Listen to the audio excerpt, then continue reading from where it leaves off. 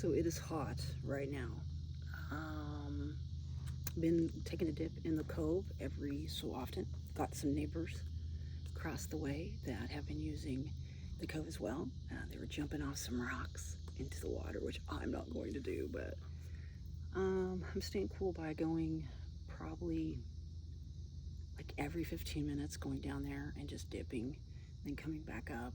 My Arctic Air hat, where's it at? It's doing pretty good. Where'd it go? Right here. It's doing pretty good. I mean, I don't know what I expected, but so anyway, I wanted to do a video today and kind of just shoot the shit, you know what I mean? Today I feel kind of ew. I don't necessarily like the feeling or I don't know, just the feeling you get after you drink the next day. You just feel kind of shaky, and also just depends on whether you're at a bar or something like that, did something you regret. Thank goodness I didn't do that, but I remember times where I would feel just terrible the next day in all sorts of ways. So thank God, thank the Lord that that is not my life anymore. But anyway, it is going to start raining here a little bit. It's going to be 107 here pretty soon for a couple of hours. And then tomorrow, I think it's going to start to cool off for the remaining part of the week. I have this appointment coming up on Monday. I'm very nervous about it, and it's starting to give me a little bit of anxiety. But I can deal. I had anxieties for years, y'all. Just terrible anxiety. So here's what I wanted to talk about. I wanted to kind of touch base on my internet experience, my internet story. Back in the day, I did this shout out video. I was going to do shout outs just to people that I watched, just to tell them hi, and just to tell them the reasons why I watched them and how they helped me. It had nothing to do with trying to get clicks or get people to come to my channel or anything like that. I wasn't trying to use it, but that's not the way it was perceived. And one of the individuals that I did the shout out to was notorious in the RV community. I got 16,000 views on that video. And it wasn't even about me. And I started to get hate. During that time, I was involved with raw veganism and health. I was kind of looking into spirituality and channels like that. And I was looking into RV stuff. And it was insidious, scary, sad, because it turned me off to pretty much everybody in the RV community, everybody in the raw vegan community, and everybody in the spiritual community. Either side of that line, either the dark or the light, you know? It completely made me not trust anyone. And even to this day, you know how sometimes people will be like, oh, you got a YouTube channel and you got how many subscribers and all this? I don't really care about that. I do things differently. I do things the way I want to. There's not the same reasoning as a lot of other people do. So when I comment on somebody's channel, I'm commenting to them.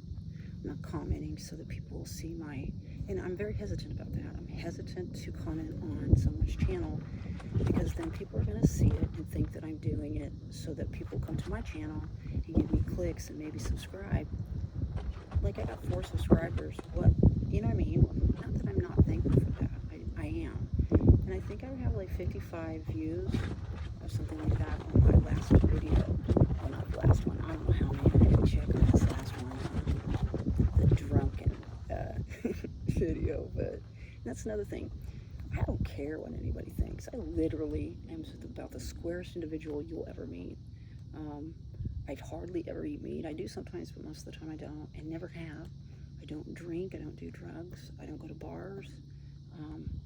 I'm literally, I don't know how would you call it,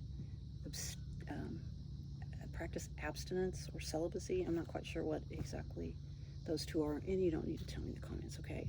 But that's not a part of my life. And seeking partnership with people or friendships really isn't part of my life either. I did a video about these birds that I was watching when I was out floating in the water. And I've kind of come to the realization that maybe God wants me to be alone. Maybe whatever God has planned for me, in whatever way I can help the world, that's to be achieved on a solo mission, right? Because honestly, I was mistaken online, and I don't know, they say people were catfished, I don't know if that was what this was. I don't even care anymore about it. It was something that I don't ever want to go through again, and it's changed my whole view of people and their motives and intentions. And I'm not sure if that is ever going to change, to be honest with you. It just is what it is. I'm not sure exactly what happened or who did what was done, whether it was intentional or it was like a mistake, or they thought something of me that wasn't true. But it doesn't matter anymore to me. I have a feeling that it made me stronger and more independent, and gave me the ability to look forward as an individual, because my whole life's been for others since the beginning of my life, and I always felt like I wanted to share that with those that I loved, and if I didn't, that was kind of selfish, but I don't see that way anymore. It's like a transitional time. Everybody's moving into their own roles, ROLE and ROLL, and so am I. But whoever this was that did what they did, for whatever reason it was, I forgive them. I wish them well. I don't judge them. I don't